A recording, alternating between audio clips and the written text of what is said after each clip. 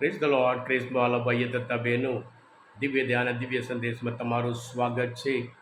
જૂન 11મી તારીખ આ સંદેશ સાંભળનાર તમારા સૌ માટે વિશેષ પ્રાર્થના કરું છું.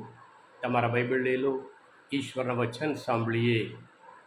માથ્યુનો ગ્રંથ 5મો અધ્યાય 17થી 19મી કલમ સુધી. ઈસુએ કહ્યું, એમ ના માનશો કે હું ધર્મ સંહિતાનો કે પૈગંબરોનો વચનોનો ઉચ્છેદ કરવા આવ્યો છું. હું ઉચ્છેદ કરવા નહીં, પણ પરિપૂર્તિ કરવા આવ્યો છું. હું તમને ખાતરીથી કહું છું, આકાશ અને પૃથ્વી ભલે લોપ પામે, પણ બધું પૂર્ણ થયા વગર નિયમ સંહિતાના એકે એક કાના માત્રનો પણ લોપ થવાનો નથી. એટલે જે કોઈ આજ્ઞાઓમાંની નાનામાં નાનીનો પણ ભંગ કરશે અને લોકોને તેમ કરતાં શીખવશે, તે ઈશ્વરના રાજ્યમાં શુદ્રમાં શુદ્ર ગણાશે. પણ જે કોઈ આજ્ઞાઓનું પાલન કરશે અને લોકોને તેમ કરતાં શીખવશે, તે ઈશ્વરના રાજ્યમાં મહાન ગણાશે. આ પ્રભુની વાણી છે, તે આપણો આધાર છે. ખ્રિસ્તમાં ભાઈતા બહેનો, માથી આ શુભ સંદેશ એટલા માટે લખે છે, એ પોતે યહૂદી હતા. ઘણા બધા યહૂદીઓ અત્યાર સુધી યહૂદી અને પ્રભુ ઈસુ પર વિશ્વાસ રાખતા, એટલે પ્રભુ ઈસુના અનુયાયી થયા હતા. એટલે એમના મનમાં એક મૂંઝવણી. અત્યાર સુધી તેઓ મોશેના નિયમ સંહિતા માટે મુખ્યત્વ આપી હતી, પણ પ્રભુ ઈસુ તો અલગ પ્રકારના એ વિચાર રજૂઆત કરે છે, શિક્ષણ આપે છે. પ્રભુ ઈસુ પોતે માથ્યુના ગ્રંથમાં 5મો અધ્યાયમાં 21મી કલમથી 48મી કલમ સુધી પ્રભુ હંમેશા કહે છે, તમે તો જાણો છો, પણ હું તમને કહું છું, એમ કરીને એક એક જે જૂના કરા નિયમ સંહિતાનો નિયમ હતું, કે આજ્ઞા હતી, 10 આજ્ઞા હતી, એને ઊંડાણમાં સમજાવે છે. એટલે લોકો ખોટી રીતે પ્રભુ ઈસુને સમજ્યા, આ તો યહૂદી ધર્મના નાશ કરવા આવ્યા છે. એટલે પ્રભુ ઈસુ સ્પષ્ટ શબ્દમાં કહે છે, ઉચ્છેદ કરવા નહીં, પણ પરિપૂર્તિ કરવા આવ્યો છું.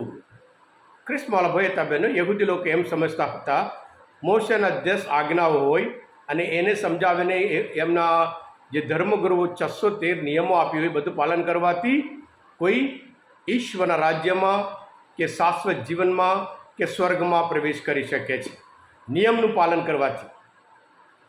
એટલે પ્રભુ ઈસુ કહે છે, નિયમ પાલન કરવાથી. એટલે ધારો કે વ્યભિચાર કરવો નહીં.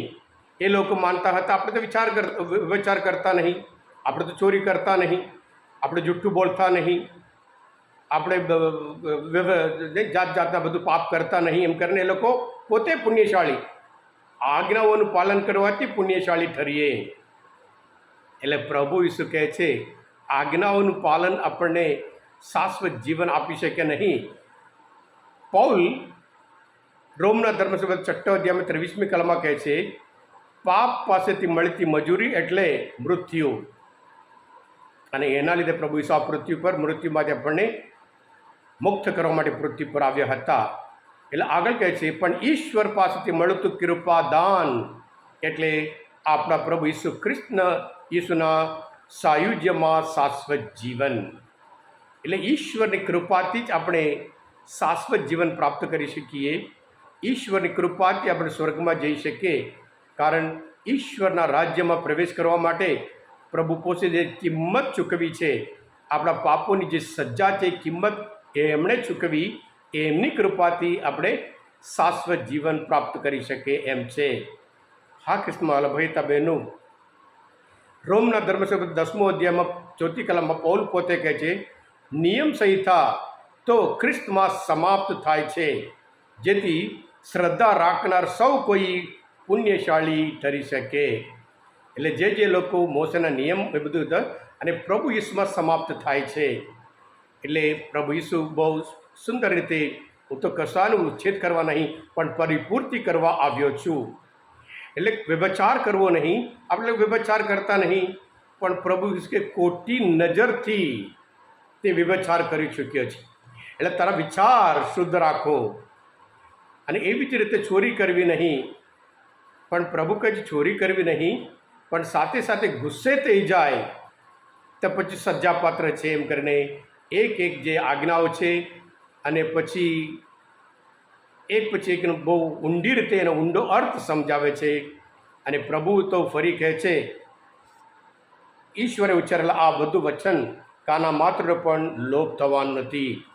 જૂના કરારમાં એશિયાના ગ્રંથમાં આપણે જોઈએ છીએ 40મી કલમમાં 8મી કલમમાં, તરણા સુકાઈ જાય છે, ફૂલો કરમાઈ જાય છે, પણ આપણા ઈશ્વરની વાણી સદા કાયમ રહે છે.